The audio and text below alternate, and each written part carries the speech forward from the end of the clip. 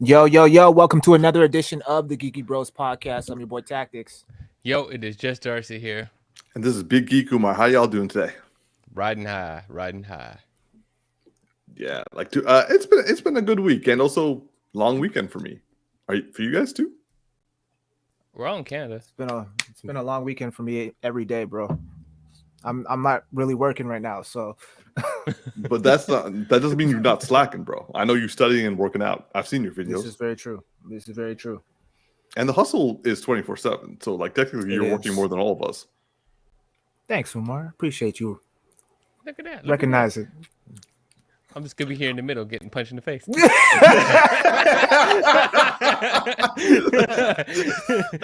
For those on listening to the podcast, just the way the things are framed, they both gave themselves fist pumps and my head was in the middle. That was all it was. All right. Well, we are going to jump right into our agenda for today, unless you guys have any announcements you want to make. Not at all. All right. I feel like I'm supposed to have something when you said that.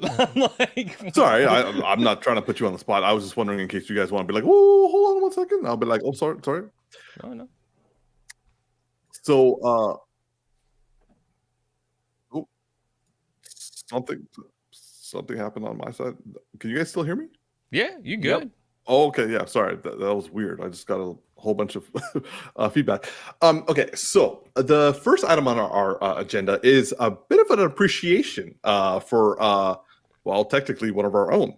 Well, definitely one of our own, but also one of mine as well. It's kind of like a mixed bag. So Iman Vellani is back in the news in a positive sense. For those of you who don't know, Iman Vellani is the actress who's portraying Ms. Marvel in the MCU Disney Plus TV series Ms. Marvel, which recently came out on CBC as well during the writer strike. I figured they're trying to get as much money as they can out of that. And also is going to be portraying Ms. Marvel again in the upcoming movie, The Marvels. So she's been in the news a lot in the past week. First, because in Canada, we had our Fan Expo Comic-Con event last weekend. Now, this was in Toronto, it kind of was a big thing. Like a whole bunch of my friends went, and if you're and pictured here, you can find the pictures online as well. But pictured here, you're also seeing her dressed up as one of the X-Men, Jubilee. So she didn't actually have a panel at Comic-Con. When would you think that she would be perfect for that? She went as a guest. And she's pictured next to the star of Never Have I Ever. I can't remember her name right now. T, do you remember the actress's name who plays the main in Never Have I Ever? Nah, I just know her as Devi or Davy. Yeah, Devi. Yeah. Okay, I'll just quickly check that out so I can get the name of Maitreya Ramakrishnan. I know you pronounced that right. That just sounded accurate. I hope I did. I think I missed a couple of vowels there, but nonetheless, when you started, that I could have done. When you started, I was thinking like you wanted to stick with that Debbie. Just stick with that. Nonetheless, the two of them were pictured with the Devi from Never Have Ever being Donatello. And Iman Vellani portraying Jubilee. I gotta say, as a fan of both of them, this was really cool to see. The two of them not going to Comic-Con / Fan Expo as panelists, but actually as people who are just like, hey, we're home, and we're gonna do our Canadian thing and like go to our Fan Expo, and we're gonna go full out. Gotta give them respect for that. But the big news, especially this week, was on this past Wednesday on August 30th, Iman Vellani, the first issue of her comic came out. And while we're on the subject, I'm just going to post mine right here. Ooh, look at that. Sharp in the package. Is that the collector's item or the one you're reading? Both, really. That's a double up there, double up. Yeah. And like I have two friends actually, like Ali and Shiba. They like our very own Shiba, who comes in on the show sometimes. I got them their own covers as well.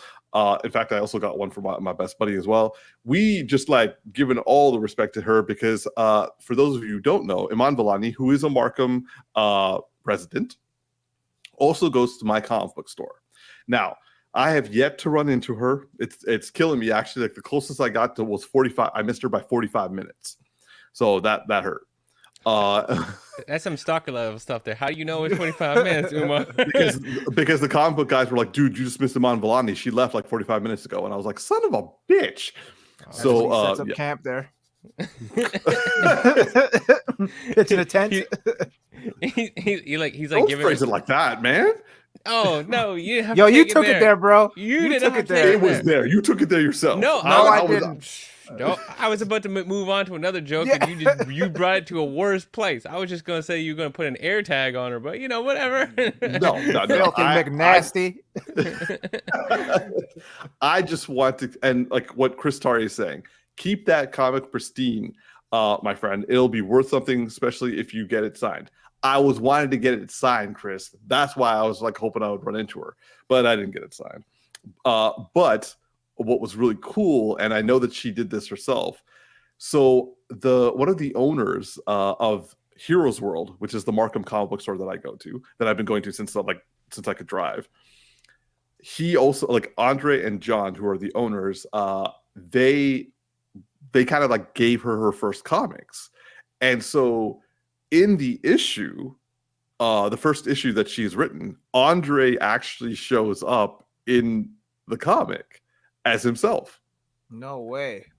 So like I walked in and he was like, "Hey man, have you read it?" I'm like, "Dude, I just came here to pick it." He's like, "Here, let me show you this page." And I look at the page, I'm like, "Oh shit!" And like I came home and I like once I was actually able to read the full page properly. He's like going to her campus as like the comic book club guy, and he's like, "Hey, do you want to join our club?" And she's like, "No." And he's like, he walks away. Oh, and I was like, "Yo, That's dope." yeah, Nice. yeah." So like the Heroes World did this whole thing. Like she came in for like the first issue. They like took photos with her and also the artists who came in. There's like 8 different covers for this first issue. It took me a half an hour to figure out which one I wanted. And like Shiba did the smart thing. She took 2. And so like I'm just like, this is just both Markham pride, but also Pakistani Muslim pride. And I know you guys are not that into the upcoming The Marvels film, but for me, like aside from like me actually being interested in the story, having a Muslim superhero as like top 3 billing of the film is kind of a big deal for me. So like, and then also a Pakistani one at that. And now she's both an Inhuman and also a mutant, and working for the X-Men. And she's now writing it with I think his name is Sabir Baraza. He's a guy who's done a few comics in the past. So the two of them are like, she's brand new, he's relatively new, and the two of them are working together to like bring this comic together. I read the first issue, and I was kind of I was looking to see if there's going to be like some sort of, how do I put it, like rookie writing troubles. But nah, man, like I was pleased. I was pleased with this first issue. I mean, there's some, like, I guess you could say logistical issues that I'm just like, well, why did they do this? Why didn't they do that? But like, you can say that about literally any other comic that ever come out. So I'm just taking a moment of our podcast to shine some respect to our fellow Markham member, and also Canadian member, and also Pakistani member, and also Muslim member. Yo, Iman, you're doing us proud, and like, really happy that your comic book and movie are coming out. God, hope the writer's strike does not delay that. I mean, That's amazing. One thing I wanted to throw is you said we're not super excited for the Marvels, but she's the thing I'm actually most excited about for that film. Like yes, you both stated that very clearly. Like, I feel if she wasn't in the movie, you guys would be like, "Nah, I'm gonna miss it." I might catch it on Disney Plus. Yeah, hard pass for me. Yeah, like I like it literally goes in order of like her, then the Teona. yeah, thank you. I'm like, I don't even remember her name. That tells you a lot. And then the person that we all know the name of, then we don't want to see.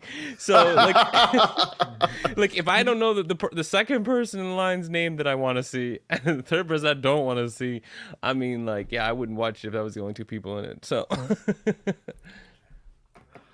But yeah, so like, and also the funny thing is, she got this role when she was like still in high school. So like, she's technically on her second job / career, and she like 20.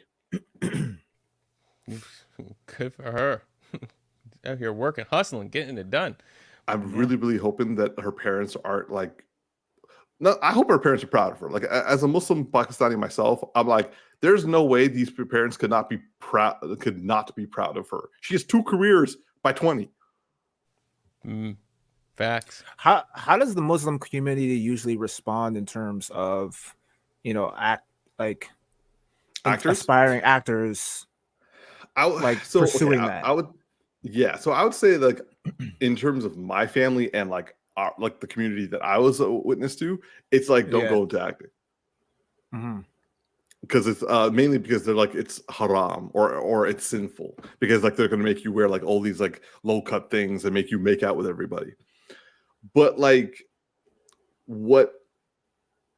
I can also understand from that perspective, because it's not like back when the 3 of us were growing up, there were a lot of roles that wouldn't have them do that. But now there's a shift. There's an attempt, at least on Disney side, to like be more authentic and bank on representation, which is a smart like economic choice. And the fact that she was written and directed by Muslims, and also she's now like writing for a Muslim character. Like, I would see this as kind of a different thing, because I watched Ms. Marvel with my family. Like, it was the thing we watched each week for like 6 weeks. Which, bros, I have not watched, like, aside from watching a couple of MCU films with my sister, but and also like talking about it, I haven't watched a lot of MCU or any superhero stuff with my parents. Like, my mom enjoyed Wonder Woman. Let's just put it that. Like, that's as far as we went. So the fact that I'm like watching week by week and they're asking me when the next episode is for Ms. Marvel is kind of a big deal. And like, they were happy. Granted, there were a couple of like stylistic questions they would have had in terms of like the narrative, but like, we all wanted better villains. So, you know, go figure. But yeah, like I would say that, and also my cousin, he watched it with his family too. So from the community that I know, everyone has been very welcoming towards this. I think that's what's really great about the inclusivity of a lot of these Marvel properties now. Even like we were just talking like last week with Blue Beetle and the whole like Mexican culture aspect to that movie, and how it has a lot of cultural references that only like a select few will understand. I mean, it still can be an enjoyable movie across the board, but when you have like movies that are specifically catered to a certain culture, like that of like Black Panther, for example, and like the whole African vibe that it gives off, and Shang-Chi and the Asian vibe that it gets, and then with Miss Marvel and the Muslim vibe, right? I think that it adds a certain element of interconnectedness, because like you said, you can now sit home and watch this with your mom and like your sister, And even though like normally they probably wouldn't be as interested or as invested in a superhero property because there's nothing really that resonates with them. But because, you know, there's something for the entire family now, your mom might not be watching it for the action stuff, but she probably sees a lot of herself and her upbringing, and then her raising you and your sister in a lot of the tone of the show. So that's what's really interesting about like the new representation that Marvel and even DC is bringing to the table now. It's funny you should say that actually, because like, okay, I should point out that I rarely, if ever, watch Bollywood or Pakistani films with my family. Like, that's like my mom's birthday sort of thing. Now, when we were watching Miss Marvel, and you would think that I'm like the one who's having to like, okay, mom, this is what this is what this means, this is what this means. So as much as I had to do that for the film, for the series, my mom did equally to me, because she was like, by the way, this actress is from this actress is from this movie, this actress from this movie. And I'm like, yeah. And I'm sitting here, I'm like, wait, what? So now it's funny because like whenever I'm like, oh, like walking by while she's watching something, she's like, oh, look at this. I'm like, what am I looking at? It's like, that's the actor who played the husband in Miss Marvel. And I'm like, oh shit. And then also she was like, this is the actress who plays like, you know, the Jinn in Ms. Marvel. And then she's like, this is the grandmother in Ms. Marvel. And I'm like, oh shit. So like they like legit got like the top tier people. And this also goes back to like, because like since I didn't know a lot of these people, but like my sister and my cousins and Sheba, they're all talking about, oh my God, these people. And I'm like, what's happening? Right, you slacking in the culture, bro. Man, I don't want to watch them, man. I don't. Bro, you just need to get on Triple R. That's all I gotta say. RRR is amazing. It's amazing in that it leans all the way into being what it is, and it does not apologize for it. Yeah, yes, I know. I guys, I grew up with this. I'm allowed on a 20, 30-year reprieve. Well, I'm just saying sometimes it's good when content is unafraid, like whatever the content people are making is unafraid to just be unapologetically something, because you're able to do things you can't do any other way unless you completely lean in. Like, yeah, like when I was watching RR, it's ridiculous, some of the stuff, but it's so entertaining because it is doing those ridiculous things. It's the way I interpret it, being a person far from, is that it's like taking the ideas of how people used to tell like stories of legend, but then like doing new versions of that. Like what if that legend would happen right now, and then we just do something super modern and just something ridiculous, and we just want to entertain. And it's like, yeah, it's a lot of fun. It's a lot of fun. So that's my vibe. I'm not discounting it for its thing. I'm just saying I don't want to watch it. Like I have like PTSD from like Bollywood films, Pakistani shows, Bollywood shows. If like it's so much so that if I watch people walking in slow motion in anything, I get like inherently pissed off. The irony is here. I'm trying to sell you on I know. Just pointing out that our very own Courtney is saying that she seconds Darcy's support and saying that RRR is incredible. T, did you watch RRR? I have not. Are you planning on it? I mean, Darcy's selling it pretty well, so I don't know, man. I might have to check it out. And just to spite you, because you know that's what I do. Yeah, I should have asked. So Tactix, the way I recommend this, because it's ridiculous and entertaining, is background. Okay, you put it on the background, and every time a big moment happens, you'll just be like staring at it. like there's a moment when they're like, we need to like what is it, like what's the word when you like go on to like you're fighting something and you go into like a military base, or like like I guess charge, like when they're gonna like, we're gonna charge this palace, right? And they're like, how do you bust through in a way to distract all the soldiers? and they like drive a vehicle that has like lions and tigers on it, and then like let them out, and it's just like, and they just they're thrown in the air through fire, and you're like, and the lions like coming out and grabbing people and whipping them, and you're like, this is entertaining. Like, it's not realistic, but it's super entertaining and really well done. So I'm just saying, Well, Marvel we could should learn watch a it in thing here, 4D. too. Ooh. They're still 3-hour movies, y'all. Yeah, it's like 3+, bro. It's like, So it is feels every like other it's- movie that's out right now. Fair. But all I'm saying is, if you think Fast X was something, like you gonna have to have your best FST friend on standby for yourself, okay? You just come out here like, that was a good movie, guys. Well, anyway, just giving a minute shout out to our homegirl Iman Vellani. You're doing us proud. You're doing actually multiple people proud, and we love your cosplay. We love your comic. Just like keep doing what you're doing. I just see a black screen. Oh, that makes a lot more sense. Yes, she is the queen right now. All right, so moving on to our next topic.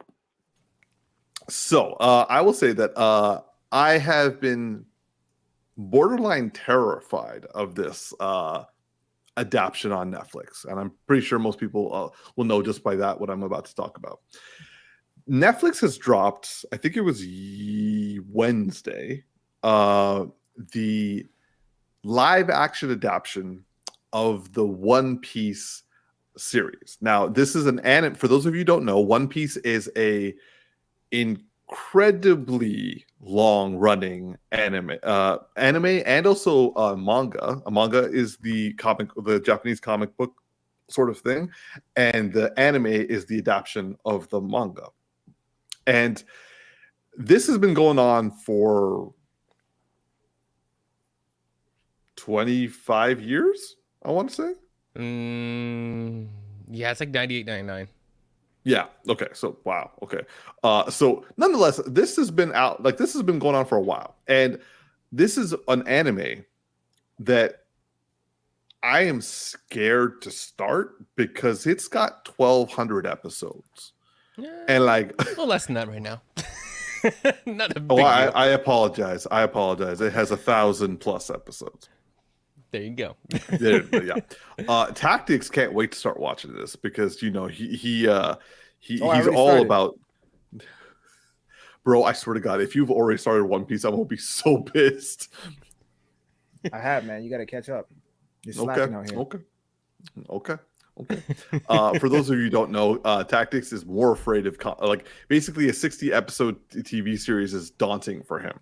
I gave up on Naruto a long time ago, man. Yo. It's too deep. It's too deep. Okay. On that note, on the Naruto and giving up on that, we had some family members over, had a young teenager over, and we were talking, and they're like, "Oh yeah, I gave up on that." I'm like, "How far did you get?" And she was like, you know when they brought out what's her name, the Akatsuki, what do you call it? What's the white skinned woman that's the alien that comes down and brings in the actual Kaguya? Yeah, she's like, yeah, Kaguya. She's like, it's like Kaguya. I'm like, that's the end of the whole series. Why would you stop? You know, I'm like, you're like 10 episodes away. Why would you watch 1,000 episodes and give up 10 minutes before it's over? Okay, like to be more realistic, it's like 700 episodes, and she gave up at 650. Something like that. She's laughing, right? I'm like, Tactics is at least reasonable giving up time frame. He's like halfway through. He's like, I started Shippuden. It was just yeah, I realized you like halfway through. Yeah, like you not even halfway through though. No, he got like he finished after the second arc. He was halfway through the second arc. Like I think he was watching when Sakura was taking on Deidara. Yeah, the poison person, right? Yeah, Yeah, like So like that makes sense because it's like, dude, I can't do this anymore. yeah. But yo, someone's got to talk to her. I was because I was like, you can't get to 90% and not finish. It's like, why go that far? it's like don't do that. Just know how it finishes. So anyway, I just want to bring up Courtney's comment. My theoretical great grandchildren will be so excited for season 500. LOL. The scary thing is she may not be off. Yeah. But anyway, so getting back to the Netflix live adoption, I'm actually going to hand it over to Darcy here because Darcy earning just so much anime cred right now. Like our bro started this like a year, not even a year ago. About a year ago now, actually. Yeah. A year. Okay, so he started a year ago. He's like 75% through the series. Let me see where I'm at. I am. Oh, actually, I do. Don't do that again. Oh, sorry. Am I not signed into Crunchyroll? No. Sometimes Crunchyroll's been doing this weird thing where like, no, it's not that. I'll come back to it and it'll be like, oh yeah, you're on episode 1. Why would I be on episode 1? Like it just starts me back at the very beginning for no reason. I would be so pissed. And I have to find my way back to where I am, and instead of just showing me like what the current episode is, let me just back up a few seasons. Season what? Where am I? Season 11? No, season 10. I'm somewhere in the 600s. Let me put it that way, okay? I don't know. So 600, like 600 plus out of 1,000 plus. So sorry, you're 2/3 of the way through. Let's say. Yeah, something like that. Yeah. So. For those of you in the audience, let me just put it this way: Darcy hasn't like watched this series like one episode a week. He's like watched like at least one a day at the very least. Yeah, something like that. If you average for a better part of a year. So like that makes sense. 365 days of the week, he's like in the 600s. I'm gonna wait until I retire to do this. You tripping? T. When are you planning on giving this a try? Man, you want to do even know, man. Together? Nah, hell no, man. Wow. I'm just saying we could be like retirement buddies watching, anime. Wow, there's a whole lot of silence on that side of the. Moving on. Okay, so Darcy. You have seen the anime. You're a fan of the anime. Now the live action has taken place. And also I should say that Darcy hasn't finished the live action adaptation, but he has started it. So Darcy, take it away, bro. What do you think of this live action adaptation? Well, so many thoughts. Sorry, I'm just still annoyed at Crunchyroll for putting me in the wrong place. I'm like trying to figure out what episode I'm on. I'm so, I got so distracting. It makes me so mad because like I just want to bring it up and click play on the next episode, like with Netflix. And sometimes it's like, yeah, okay, season 2, episode 1. How about that? I'm like, no, like you're like 600 episodes behind. But anyways, so. I've been absolutely scared of this adaptation because anime adaptations to live action have notably been garbage and in every instance, okay? Netflix has been no exception to that rule. It's been more on the opposite side of the rule. Death Note, garbage. I mean, yeah, who would have thought? Just Cowboy Bebop. Yeah, I didn't watch that one. That hurt. But I also didn't have the source material under my belt either. So if I watched it, there's a higher chance I could have liked it. Didn't mean I would, just mean there's a higher chance because I wouldn't have anything compared to. Whereas Death Note, I knew what I was comparing it to, and from the first second in, I was like, this isn't the same thing. So this, however, has really impressed me. It's not perfect. Really? But it's been really impressive. And it all has to go back to the GOAT because he's the GOAT. Okay. I'm trying to do that impression of that one like black guy's voice used on that little TikToks where he's like, so Someone's got a plane coming through. That's me. I apologize. that felt like it was close. You want to make sure it's not landing on your street. You know that TikTok where he's like he's the GOAT. I can't do the voice. But anyways, I digress. Yeah, Oda for being heavily part of the production of the show, making them change stuff. The core thing that is working really, really well is character and like lore in the show. The fact that like, so here's all the characters, and I love the fact that like years ago people asked questions like, well, they're supposed to be inspirations from our world, but they're not really from our world. It's a completely different world. And what nationality would people be? And people argue different things, right? And Oda stuck to his guns when it came to doing the live action. Luffy was supposed to be like Latin American, like Brazilian, something to that effect is where they said something of that nature. And Usopp, which is the third one on the right, was like South African, which a lot of people thought that he was actually going to be like white originally or something like that, or some other nationality. And then you have, going in order from what we see in this picture, so we have Luffy on the left hand side, which I already mentioned, and then we have Zoro, which he's obviously like of an Asian descent, and they kept that 100% true. And then we got Nami, which is like obviously just like white individual. Usopp, which we have being South African, and then Sanji, who is French, which I just got to the part where he's introduced, and I was super excited because his personality, he is the biggest simp there ever was. he is the absolute definition, because like whenever he talks to women, he's so like, he's both like kind of 10% suave and 90% douchey and creepy, like with it. But he's French, so like I guess that lines up in a way. And so like we just got the introduction, and he's like talking to the guys, and he's like at the he has to do this moment where he has to be like a waiter, but he's really a cook. And he's like, yeah, welcome to our shitty restaurant where all the food's like really crappy. Like, how can I help you? Then sees her and he's like, oh, what would you like? Would you like, she starts naming off all of these like alcohols that they have, like in such a nicest way. And she's like, I just have water. He's like, how do you want it? Sparkling, still, like mineral, natural? Would you like it in a glass, crystal, this, that? And it goes like this whole line of things.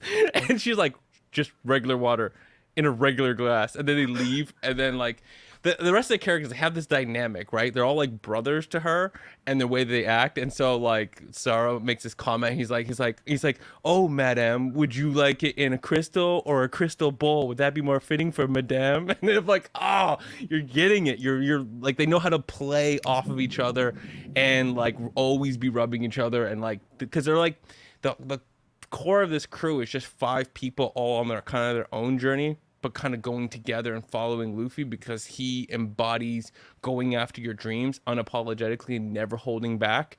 And he only wants people around him that would do the same.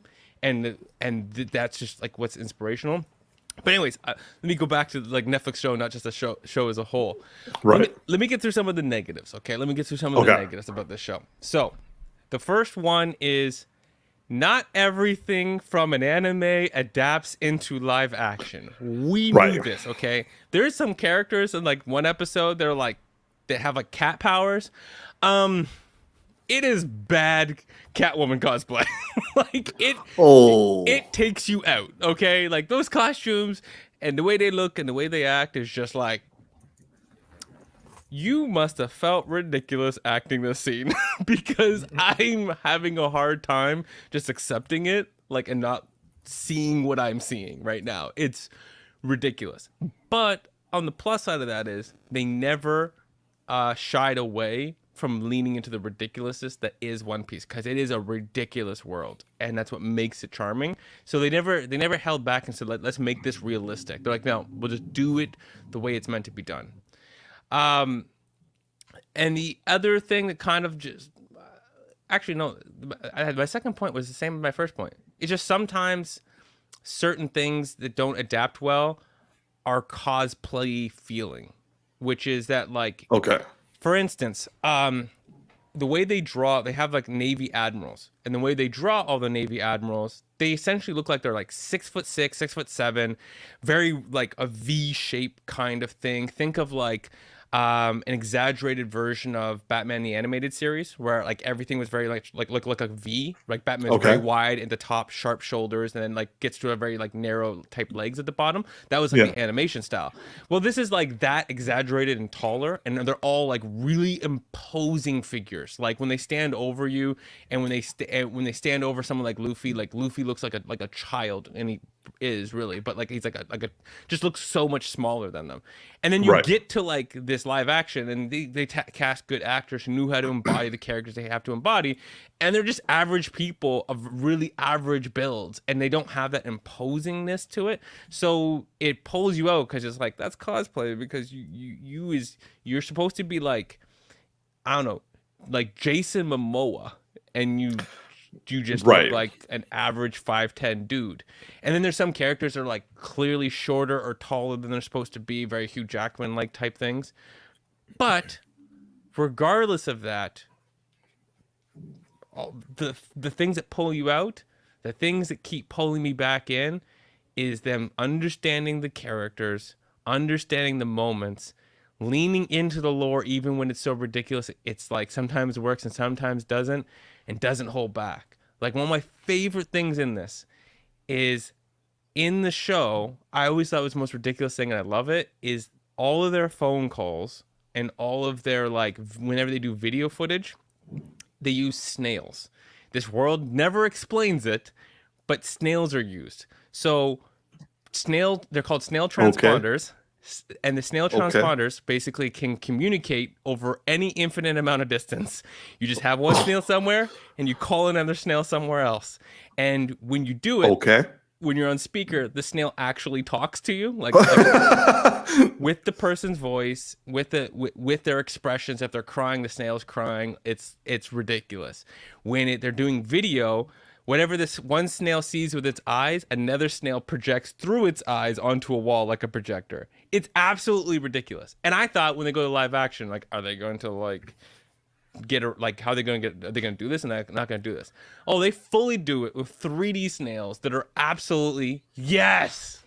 That is fucked up. They fully do it. So this snail here, for instance, is like the first baddie that like I'm sorry. I can just see Tactix be like, no, I'm gonna get a picture of the snail. I gotta put the snail up. I had to see it for myself.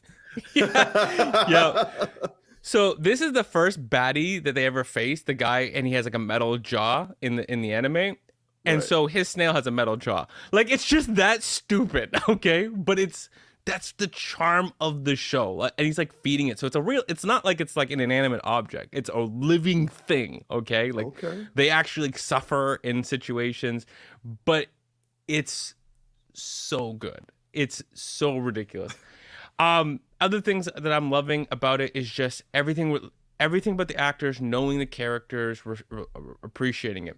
Things that I would say that are one more point that's like giving it a negative is the best way to put this, and I was saying this earlier pre-podcast, is like, it feels like, and I didn't read these books, but like when people would read the Lord of the Rings and then adapt one book into a movie. Well, what they've done is they adapt one arc from the show into an episode that's a short film. So it's a 1 hour, every episode's an hour, and it's a 1 hour short film condensing an arc. Some, at least the first 2 episodes, the third and fourth and fifth and sixth are basically like 2 episodes for an arc. But you end up with compressing a lot of information. Right. They hit the main points, but they miss nuances, emotional moments. Maybe there's like during a fight. That's unavoidable though. Yeah, like there'd be a fight and there'd be like a random person on the street from the village that they're fighting for, that they would say certain things, and it would be very emotional and to make you feel a lot for Luffy, make the cast, the crew that he's building up, really want to join with him and respect him. And you don't really get that, where like they had this one thing and like they didn't really show the village. They just took it all the people in one tent. They didn't really engage with them or interact with them until the very end. So you lose some of that aspect of what builds up. It's kind of like when you watch Naruto and you get those like those engagements are like a little side story where he just interacts with the people and it makes the fight and the resolution of the fight mean something. So you lose some of that, but they're not missing the core story points.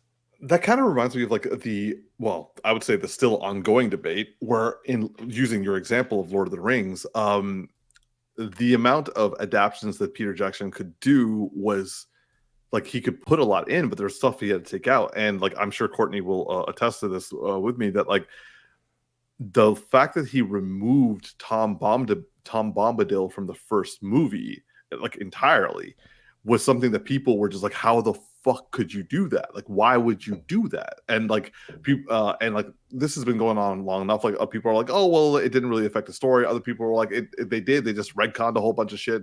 And then other people were like, there's a lot of nuance that was lost, and also he's like a very good character. Blah blah blah blah blah blah blah. Like so, it sounds almost like Netflix had the opportunity to talk with Oda and therefore pick and choose the battles to lose and win in this regard. The way that I feel like watching this is that, and I've read this as well, Oda was deep in the production. So it feels more like it's an Oda decision than it is a Netflix decision.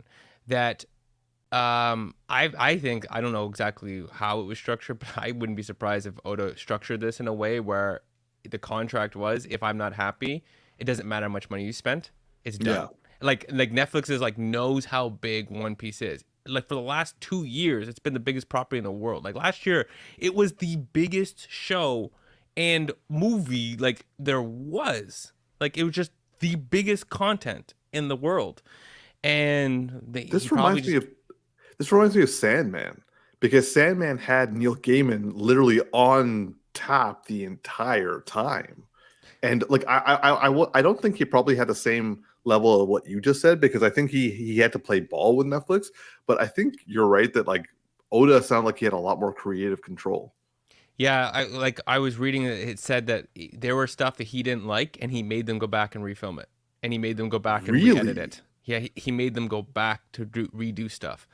And so, as much as like, for instance, like this picture up here on the top left, like the guy's name's Arlong, the one that's is a fisherman. Yeah. And his stature is not that of the character, right? He should be like 7'2", 7'4". He should be like I don't know, a good like 80, 90 inches wide. He should just be like he should feel like what John Cena and Dwayne "The Rock" Johnson would be like if they were Shaq size.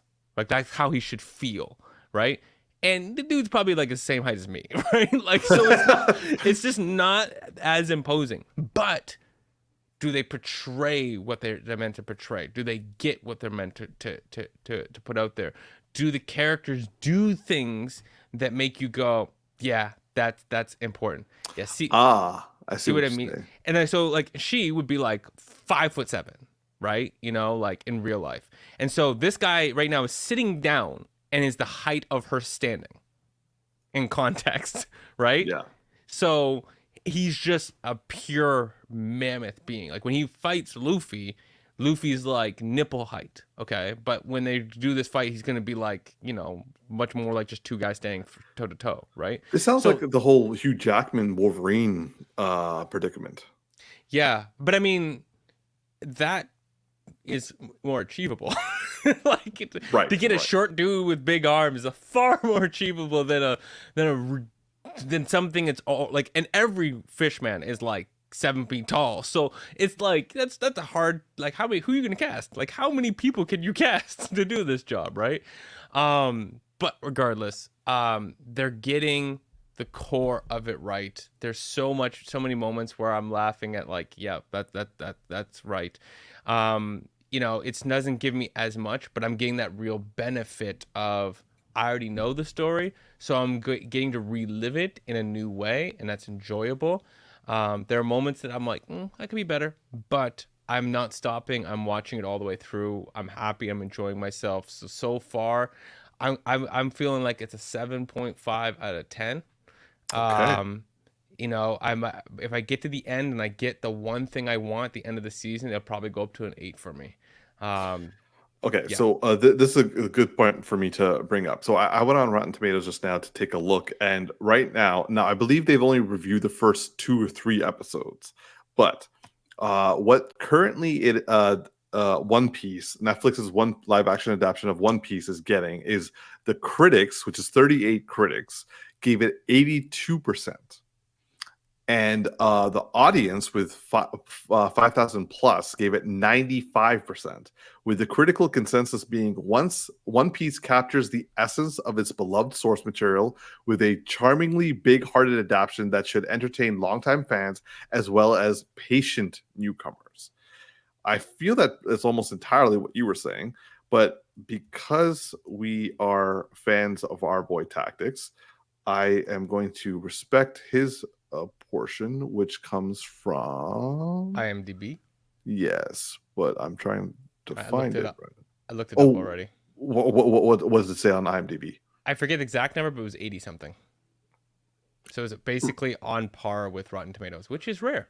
That is unique. Okay, so this is a question to you, Tactics. Like, I have already decided, just like Courtney says in her comments, like Darcy could sell anything to anybody. But great, thank you for that. But T, are you interested to check this out, or are you going to give it a pass?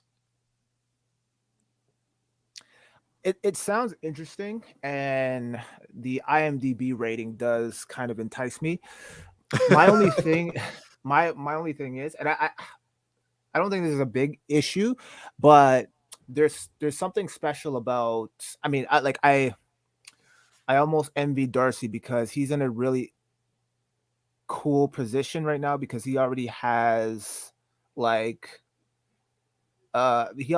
previous knowledge regarding like the storyline. So to see the anime come to life and for him to be actually pleased by it is something very special because it's something that we don't often get. Well, I mean, can't say that we don't often get because we get that in our Marvel movies and DC movies.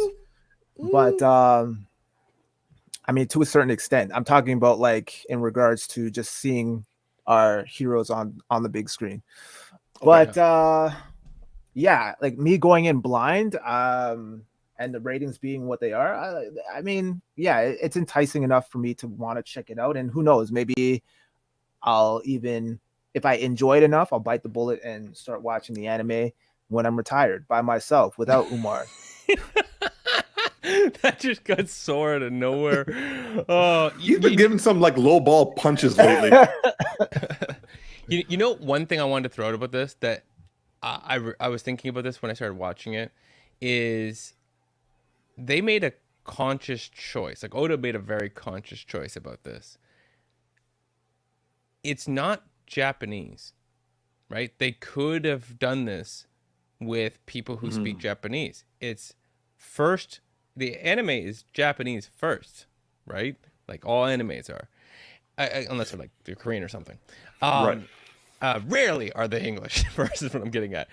And so they decided to make the show English first. They're actually dubbing it in Japanese with the actual like true actors from the show, but they're dubbing that over the English actors, which I watched the trailer for 1 second. I was like, this ain't for me.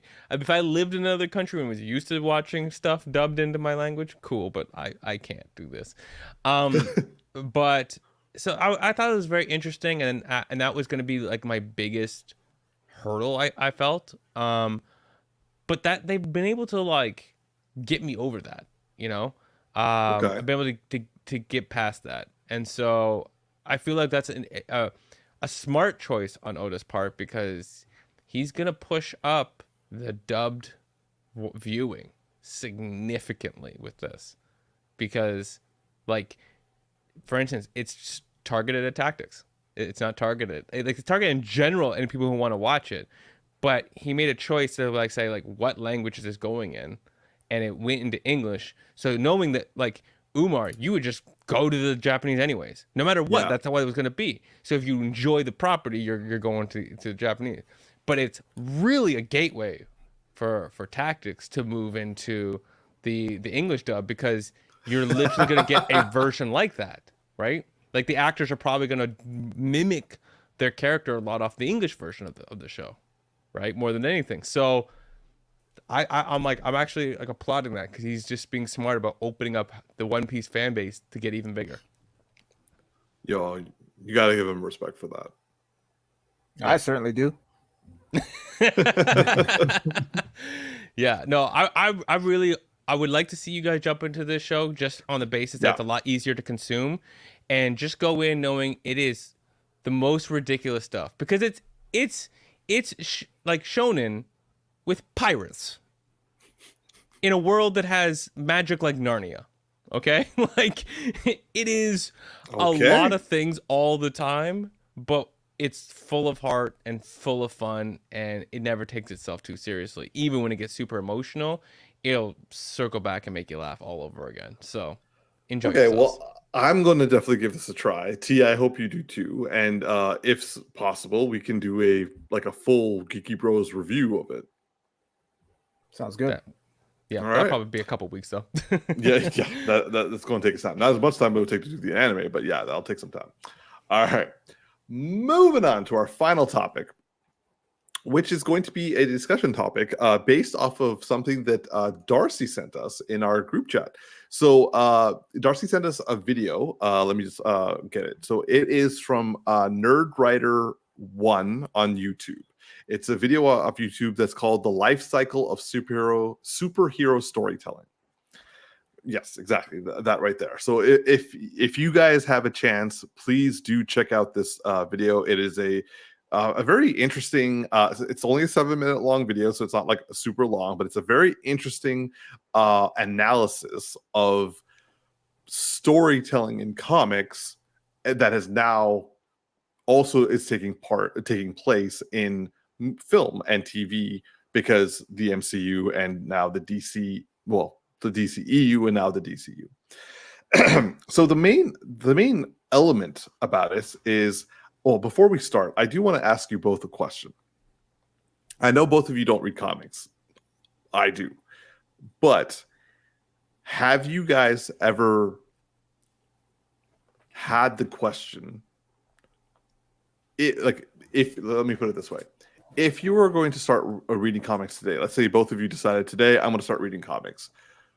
Would you have the question Marvel or DC, or would you already know what you're going to start with? That's a good point. And for context, that was said in the videos that people have that like starting point problem, right? Yes. Yes. Who do you want to go first? I'm going to say T because he looks like he has an answer. So when you asked that, my gut reaction went straight to DC just because of Batman. I'm ride or die. And that would probably be my introduction to DC Comics, and then kind of carry on from there. Darcy?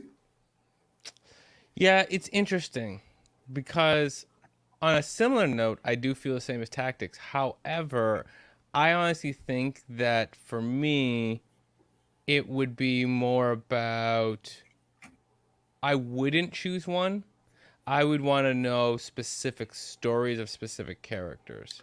So I'd be like, give me some Batman, give me some Spider-Man, and then if I'm still like enjoying myself, maybe give me a little bit of Superman.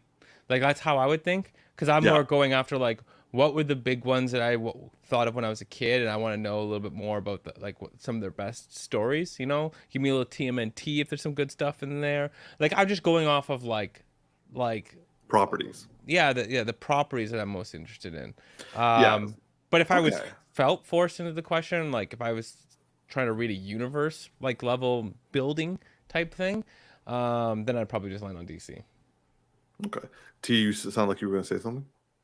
Yeah. To that point, I kind of agree with Darcy. I think my initial reaction also would probably be a character that I feel like I could relate to.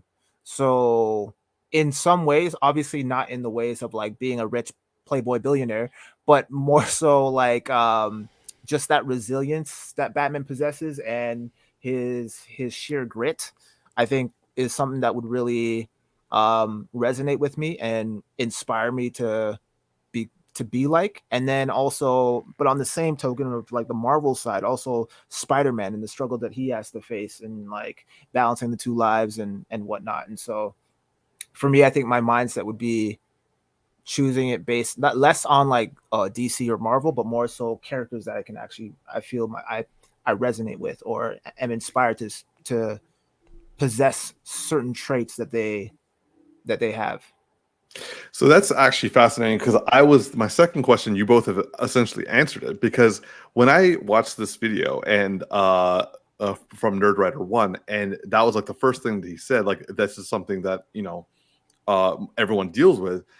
I never really had that issue because when I went into a comic book store for the first time, I was like, I want to get Batman, I want to get X-Men, I want to get Spider-Man.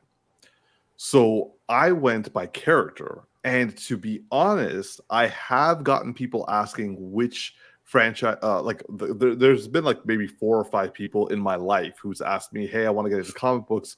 Which do you prefer? Which do you think I should start with, Marvel or DC?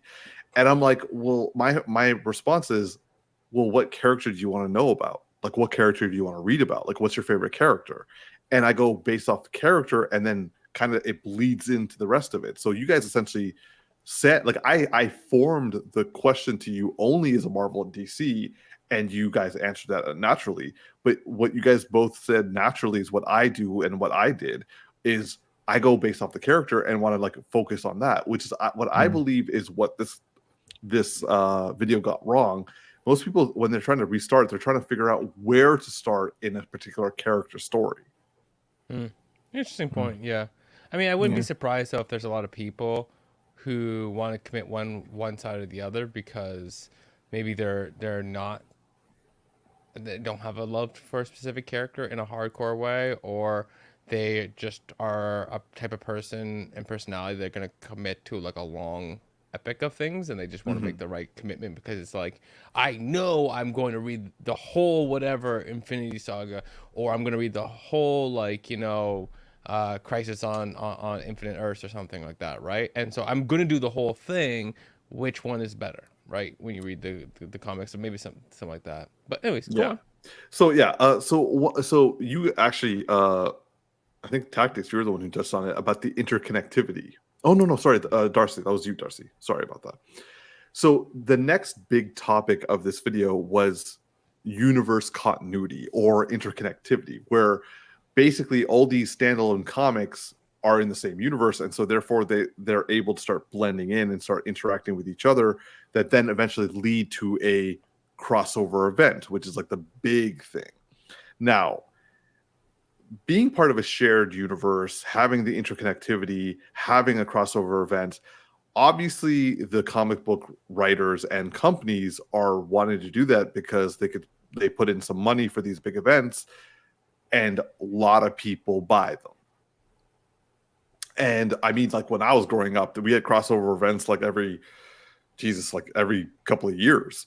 And it was like one after the other sometimes, and at times it got overwhelming. And so personally, I got over the overwhelming aspect of it. Sorry, T caught me off guard.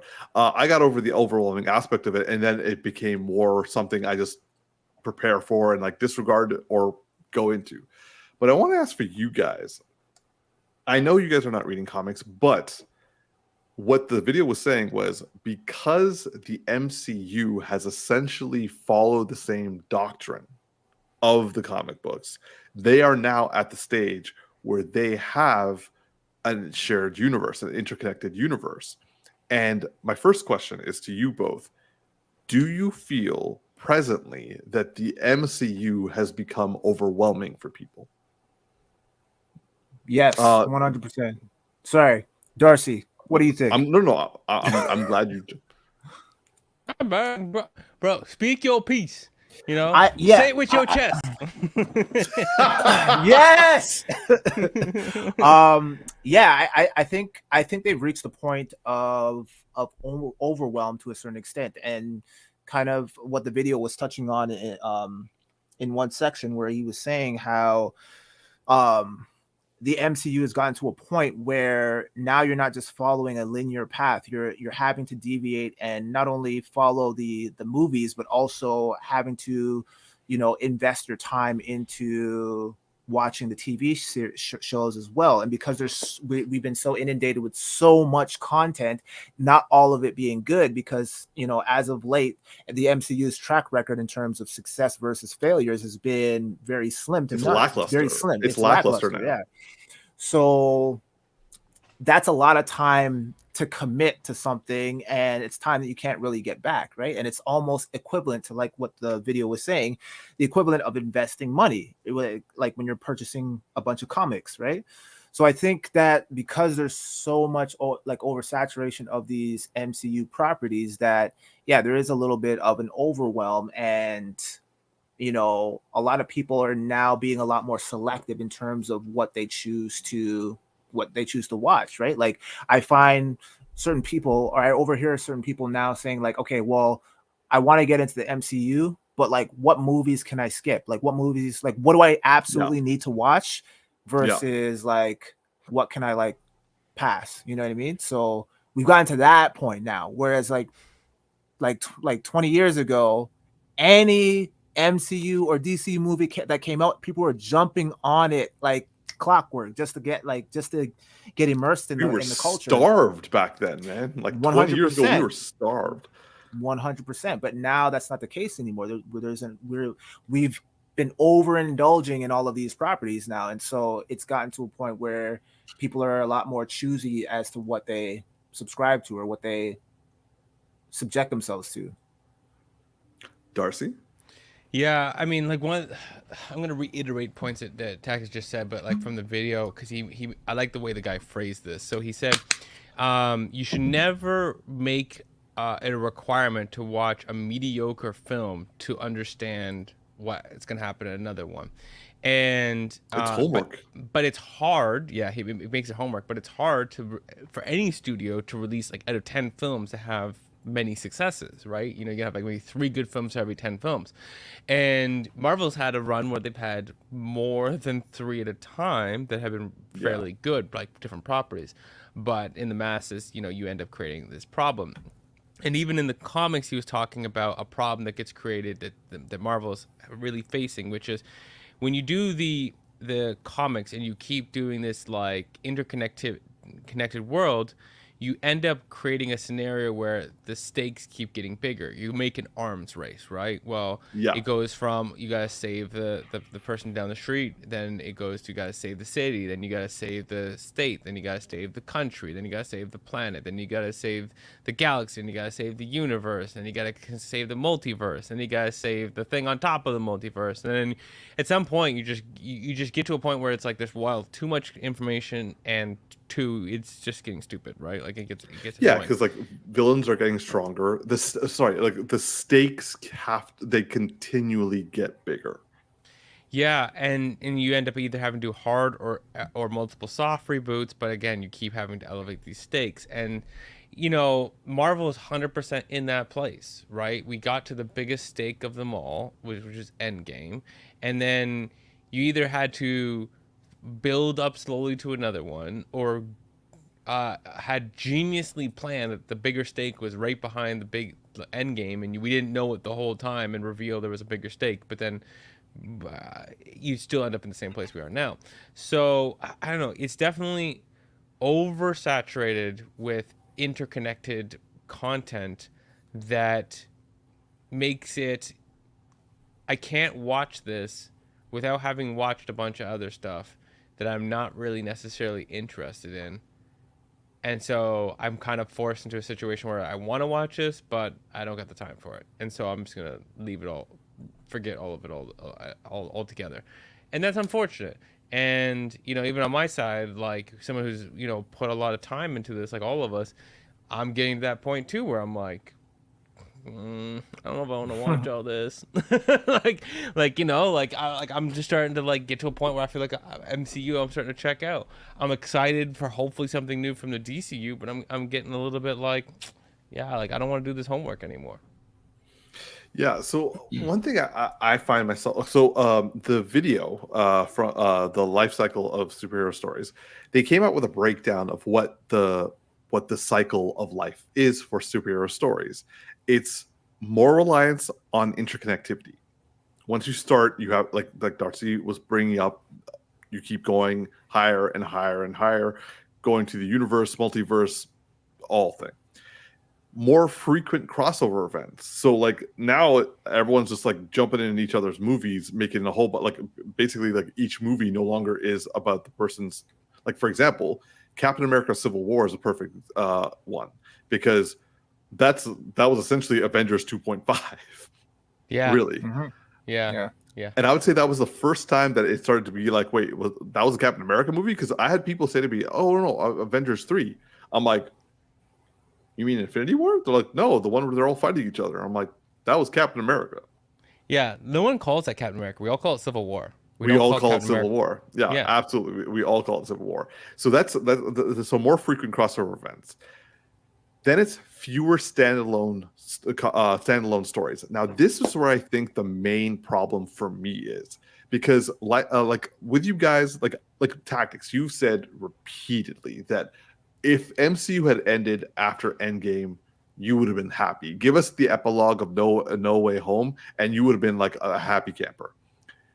Honestly, what I was hoping they would do is after Endgame, they would start bringing it back down and have it being like a whole bunch of standalone stories where it's like people just doing their own story and being like the trauma, the grief of Endgame. Now, I would say honestly, the best properties post Endgames were the ones that did that.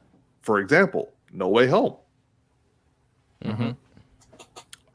For me, I also really loved WandaVision. I know you guys were not a huge fan of it, but like I loved WandaVision because of that element.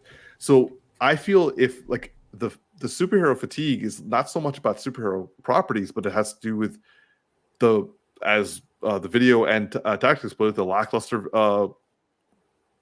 immense quantity. So then it moves over to the 4 part, which I think is bothering all of us, the convoluted continuity. I would say that Secret Invasion is by far the worst offender on this part, because they've convoluted things so much with the Skrull stuff that now we have to like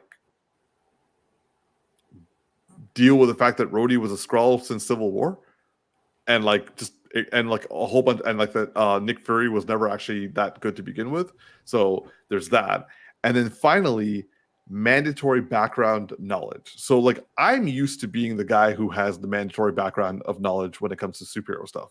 But what I was really happy was that like now we had that. Like we're the ones we can give the college level courses on this stuff.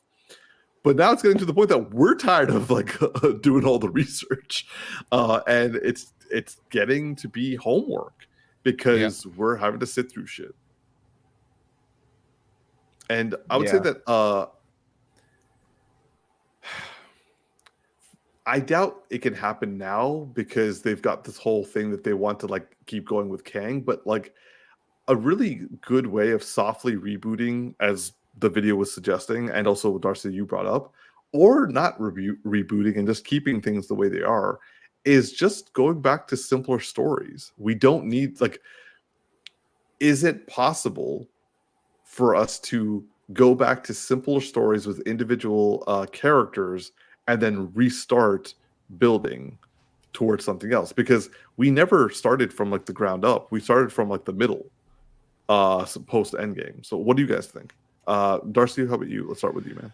I really wanted, I mean, at this point, I don't know, but like what I really wanted, I just want to say this because it's sitting in my brain while you were talking, is like, you know, what really dope is that when they were trying to build up these new Avengers, and then we said this like last week in the podcast, like building these like smaller stories. Could you imagine like one of these superheroes, like I'm thinking of Hawkeye, like that Kate Bishop. Kate Bishop's storyline being actually more about her taking on low-level criminals that are taking advantage of stuff from the pandemic and people's trauma, like manipulating. And it's like that. Yeah. She's a very simple character in terms of like power, right? And so it could be you could have brought it closer to a Daredevil like show, because I saw this up on the screen, and like, or we could just brought Daredevil in, but like, you know, you have the characters that you're trying to build up, and then you show them doing. It goes all the way back to the basics, right? Like just ground level stuff.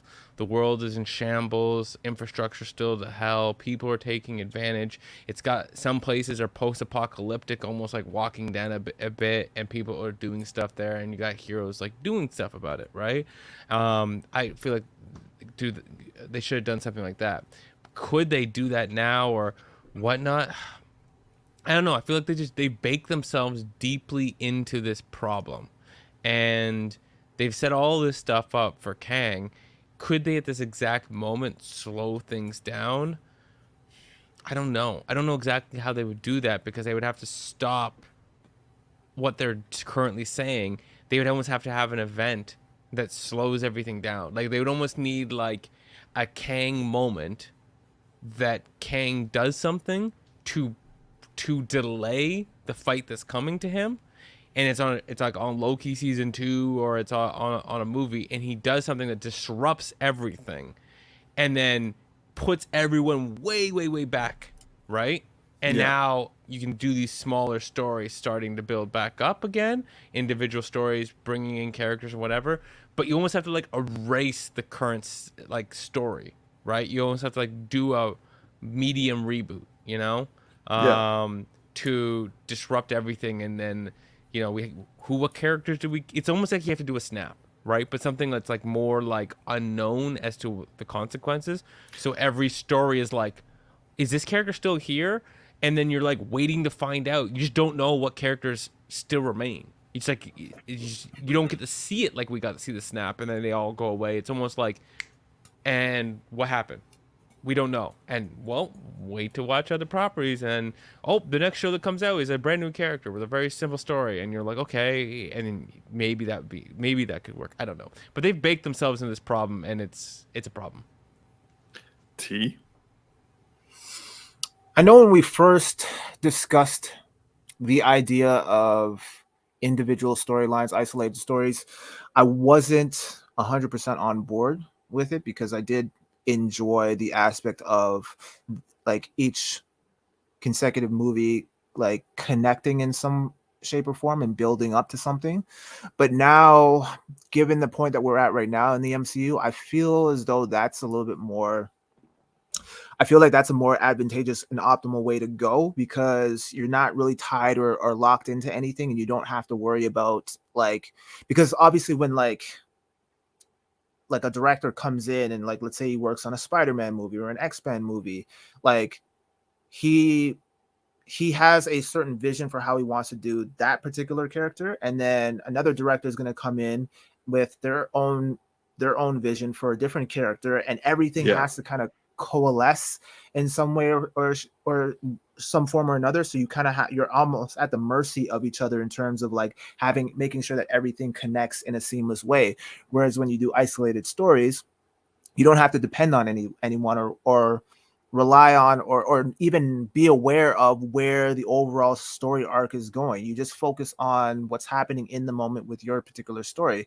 And that's kind of why I'm really excited to see what they do with Spider-Man, because now it's like what Tony Stark said to Peter initially, where he's like, can't you just go back to being your regular friendly neighborhood Spider-Man? And that's essentially what we're gonna get, because he's been stripped away of the armor, and now it's just back to basics, which we didn't get with Tom Holland. So that actually that's one of the few MCU movies that I'm actually excited to see upcoming, because I want to see them. I don't feel like we got a genuine Spider-Man out of Tom Holland yet, because he was pretty much Iron Man light. And I want to see an actual Spider-Man where he has to rely on his wits and his actual skill, as opposed to relying on Karen or whatever the other AI he was using at the time. Yeah. So, and then it's the same thing over at DC, where it's like, I'm I'm intrigued because James Gunn is now attached to run the DCU, and I've enjoyed his vision over at the MCU. So I'm curious to see what he does with the DCU. But at the same time, the only thing that I'm actually genuinely excited about over at DC is that what Matt Reeves is doing with his second Batman film. Right. Like, because that's not really attached to anything. It's like its own self-contained thing. It's independent. Yeah. It's independent. So I'm actually more invested in that than I am in anything that James Gunn potentially could be producing. Not to say that like what he's going to do is going to be shit or anything. We all like in James Gunn we trust, right? But yeah, I just feel like having those individual storylines that are not actually building to anything. I mean, there's a potential, like you can leave room on the table for it to lead to something later on, but for now, or just have like someone can take elements of it later and use it. Yeah, absolutely. It doesn't need to be intentional. Absolutely. Like even with like the X-Men, if you're going to introduce the X-Men or the Fantastic Four, have it be its own self-contained thing. Don't worry about having to build up to the Kang Dynasty. I mean, it's too late now. That's kind of already the plan. But I would rather, if I'm going to watch a Fantastic Four film, I don't want them to have to be concerned with, it has to tie into Kang Dynasty and all the other story arcs that we plan on building up to in the future. Just focus on the Fantastic Four. We haven't had a good Fantastic Four in like ever. So ever. Like, so just focus on telling a good story, a good self-contained story on that front, and then worry about all the other details later. Yeah. So, I'm really glad you brought up Fantastic Four and X-Men, because like just going off of Chris Tari's comment, he says, I agree with going with smaller or more isolated stories. Not every superhero movie has to deal with the fate of the world, universe, reality, which is essentially what both of you are saying, specifically more to your point, T. And to be honest, I completely agree. And also, like, I am a fan of slowing things down, because like what the video was saying was that companies or studios, because they see putting all this money in gets all this money back, they feel if I keep doing this, it's going to work no matter what. Problem is, lately they've been putting a lot of money in and not been getting it back. Now that this more so in DC than in Marvel, but nonetheless, Marvel, it has been happening. Going to your point, Tactics, about the X-Men and the DC, like, and Darcy was brought up the soft reboot. I feel a soft reboot where we just focus on the X-Men and Fantastic Four in their universe. We know, well, I should say, I believe that Secret War is going to be taking the universes of the DC, of like the Fantastic Four, the mutants of X-Men, and also the MCU, and bush them all together to make like a one cogent world. One way you could do that, where Secret War actually matters, is have a couple of films of Fantastic Four in the MCU. Spider-Man, the way you're talking about, and also the X-Men. We all know the Avengers. There was a time when no one gave a fuck about the Avengers. No, hell, you guys didn't even know who the Avengers were. And now y'all know 3 different iterations of what the Avengers are. We know the Avengers. So let's start bringing in other people. Let's focus in on building up those storylines in their own universes and have them come together in the MCU in Secret War, and then kind of like restart the MCU on that front. That's my opinion anyway. Darcy, look like you want to say something. Oh, sorry, T, go on. Sorry, I didn't want to interrupt Darcy if you had something. No, I didn't have anything. You guys made me interested in Batman too, so I started Googling stuff and started looking at so my facial expression was like, oh, that's an interesting theory. Oh, okay. So I saw you make that face. I'm like, oh, we got to say, Darcy. My bad. T, go on. No, I was just going to say, to your point, Umar, about how initially neither of us knew the Avengers prior to the introduction of the MCU, and now we love the Avengers. We love all the characters. Like Iron Man was not a A-list character as far as I know. I mean, he showed up maybe once or twice. He was a C-level character. But I mean, Robert Downey Jr. brought him up a couple notches, and now he's like one of the most well-known Avengers of them all, right? So ideally, I would like the same for the Fantastic Four. like make us fall in love with the Fantastic Four the way you did with the Avengers, because even though the Fantastic Four arguably are more familiar property amongst the general public, Yeah. based on the previous movies, I don't think people really take them all that serious. Like the Fantastic Four are pretty much a joke at this point. So you really need to focus on whatever formula you created to make us fall in love with the Avengers and the likes of Iron Man and Black Widow and Hawkeye and all the rest. Like you need to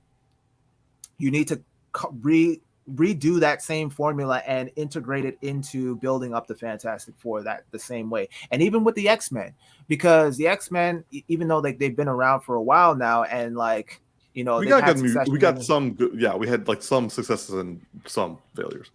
Yeah, but I mean the way that they ended off, I mean, like Hugh Jackman is really carrying the X-Men on his back right now. So it's like Hugh Jackman and Patrick Stewart. It's X-Man at this point. It's exactly. It's just one guy. Okay. Yeah. Like it's just one guy. There's a reason why Professor X is in the wheelchair. So yeah, like you got to make us fall in love with these characters the way that you did with the Avengers, and I don't think you can. It's very hard to do that when you're trying to make this grandiose universe again and try to build up to a Thanos type level threat again. Like it's like that's great and all, and like Thanos again with Endgame, it was like that was the end. That was 10 years. That was 10 years of planning. Yeah, you got to start fresh. You got to start fresh and maybe just do self-contained stories, one-off stories that don't really build to anything.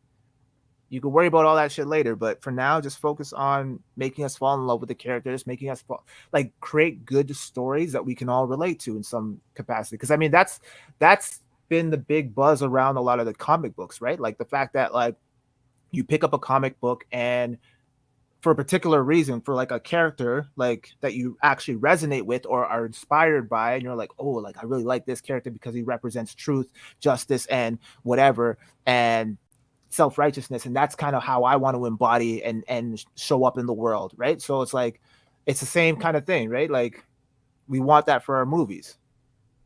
Yeah, and I would say that like going way back to what we were talking about in terms of like we aren't able to do the situation in the movies the way we were talking about comics. Like someone comes to us and is like, hey, I want to watch a good superhero movie. What would you suggest? And it's like we would be like, well, I mean, that's a big question. Like, which universe do you want to go down under? And they'll be like, I just want to watch one. And they're like, well, it's not that simple anymore. I'd say Dark Knight, man. Can't go wrong there. Frankly, yeah. Yeah. Dark Knight. I would also do like I've been making people watch the original like 1978 and 1989 Batman and Superman and Batman respectively. Don't even bring that up, bro. I still got a bone to pick with you regarding Batman. Bro, I will fight you on this right now. Okay, so people of the audience, Tactix has misheard something I said and is now going around telling people that I don't like the 1989 Batman. Well, that's bullshit. And I'm saying it on record right now. Leto loving eating ass, bro. Do not put that out there, bro. Those are fighting words. You take that back. I'm not going to take it back. After what you said about Batman 89, disrespect. Put some respect on Michael Keaton's name, bro. I have always given respect to Michael Keaton. What I said specifically, and Darcy, you may need to get popcorn. What I said specifically was I will always love and have nostalgia love for Batman 89, which prevents me from being able to objectively review the film, because yes, I do find there are some silly aspects of the narrative, but I always explain it away for being but it's so good. That's what I said. I'm out, y'all. I'm out. Yo, how did you do that? I have a standing desk. I just made the desk go higher. I started with my chair, but it wouldn't go down any further, so I just made my table go up, and then I just couldn't see. Y'all like getting into it. I'm just like, I'm out. I'm just out. Bro, what's an example? Give me an example of it like being over the top Silly? comical. Yeah. Not comical, silly. Silly is different What- from comedy. We're talking about the Joker, man. Of course it's gonna be silly. That's Not the point. necessarily. Not necessarily. The Joker is not meant to be silly. He's meant to be eccentric and terrifying, which but that's Jack not the- Nicholson did. But that's the Jack Nicholson that he was portraying. That's the Joker he was portraying. He's supposed to be deranged, and we have iterations of that. Absolutely. Okay, again, if I'm trying to put together an objective review of Batman, I can't do it. That's my point. It's like there are people who don't find that movie. What are you putting a gun at me for? You a bitch. That's why. How? Tell me how. How? And don't twist my words this time. You said that the Batman was one of the worst movies you ever saw in hindsight, and that it was like comical trash. That's what you said. Why do you think I'm so offended, bro? Yeah, now defend yourself. I did not say any of that. Defend yourself. I'm gonna go get some popcorn. I don't have to say nothing. Y'all just left me on the podcast by myself. It's turning straight fight. I got my kunai just in case. It's like, T, I didn't. That's not what I was saying. What I was saying was, I can't objectively review the Batman '89, but I am aware that people do find there are elements of the story that are silly. Yo, forget those people. What do you think? Tell us how you really feel, Umar. This shit is spicy, and I'm here for it. that's what Courtney Thank you, said. Courtney. Yeah, Yeah. absolutely. And also, she said, start them off with Catwoman, Umar. Set the bar high. Wow. Wow. Oh man. you mean T. Ooh. you mean everything's uphill from here? Everything's uphill from here. Okay. Yeah, but by the way, Good for the audience, yeah, I'm speaking to the audience, not to you guys right now, just the audience. Okay. You know when you're like at a dinner party and then a couple gets into a fight and you just gotta sit there awkwardly? You and I are that right now. Fair. Okay. Go on, guys. All I will say is that I love 1989 Batman so much that, like, to the point that I literally can't watch that movie without reciting lines. Like, I've promised people that I would stay quiet. Darcy, I did this with you. I said I would keep my mouth shut, and I was reciting lines the whole time. So, like, I love that. I love that movie. However, I'm not sure if I can accurately keep an objective view of the quality of the film because I love it so much. So, and also at this point, I don't know if there's anyone I can find that hasn't seen the 1989 Batman to like watch the movie and be like, "What did you think of it objectively?" Wow, that's crazy. But by the way, Courtney's firing these comments. LMAO Darcy, it's like being at a friend's house when their parents ground them. Yeah, you're right, girl. You're right. Okay. All I'm gonna say is, actually, I'm not even put this to you, T, because like clearly, like me even mentioning an objective viewpoint of Batman made you. I still cannot believe you put that shit on me about Jared Leto. You know I hate that motherfucker when it comes to anything. Like, I mean, I don't know anymore. I feel like I don't know you. I'm sitting here thinking that you love Batman '89 and you're saying all this shit. So you might as well love Jared Leto. I don't know. He blows people up and has like machine guns on his car, and I'm happy about it. Awesome, and it's awesome. We love That's it. what I'm saying. We love it. We love it. That's what I'm saying. I don't know if that's what you're saying though. That was what I'm saying. I was like, he's literally doing all those things, and I still love this shit. Can someone but potentially narratively speaking, it could be considered silly at times, but I don't know where. Umar, quick Darcy, question. can you figure out? How? How, Sway? Literally, that's what I'm saying. I don't know how. Umar, quick question. Exactly. Umar, quick question for you. Yes. Would you watch a Zack Snyder Superman 2, like Man of Steel 2, or a David Ayer Joker movie? Which one first? Oh shit, we already know the answer to this one. I tried to set this up as best as I could to make it hard on him. I think he froze. I think his brain's not working anymore. David Ayer. My brain is I'm doing the math again. Why do you keep making me do such like convoluted math, man? Yeah, David Ayer doing a Joker-only movie, given we don't even know what the original Suicide Squad was supposed to be like, or Zack Snyder's Man of Steel 2. Okay, so when you say David Ayer, you mean like him not having any studio influence? Yeah. Ooh, does Jared Leto still have to be Joker? That's the question. Jared Leto's the Joker with David Ayer, or Zack Snyder doing Man of Steel 2. You Jared Leto loving motherfucker. I do not, and that threw me over. I'm gonna have to. I can't believe I'm gonna say this. Man of Steel 2. Oh, I love it. Yeah, Rebel Moon's good. A lot happier.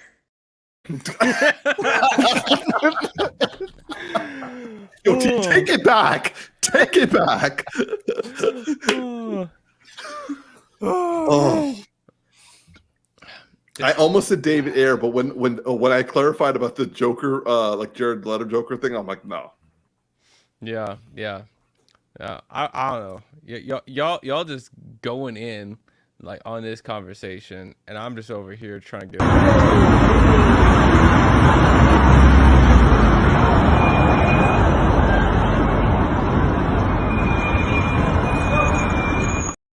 Yeah, I couldn't get away. I don't even remember what, like, I don't know, because the Tactix came at me so hard, I didn't even know what my point was. Anyway, I think that's a good point for us to like end right there. So, like, oh man, I'm gonna volley it back to you, T, for our closing remarks. All right. Well, thank you guys once again for tuning in to listen or watch the Geeky Bros podcast, wherever you guys are. Be sure to like, favorite, and subscribe. And if you are subscribed to us on, I was going to say Shopify, YouTube? But that's not it. Spotify.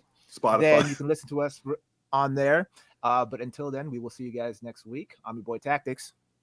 If you're not too damaged by this, come back next week. It's just your boy Darcy. And this is Big Geek Umar. Live long and prosper, y'all. Thank you all for watching, and we'll see you next time. Oh, he was gonna say he loves Jared Leto. I fucking hate Jared Leto. Don't put that on me, bro.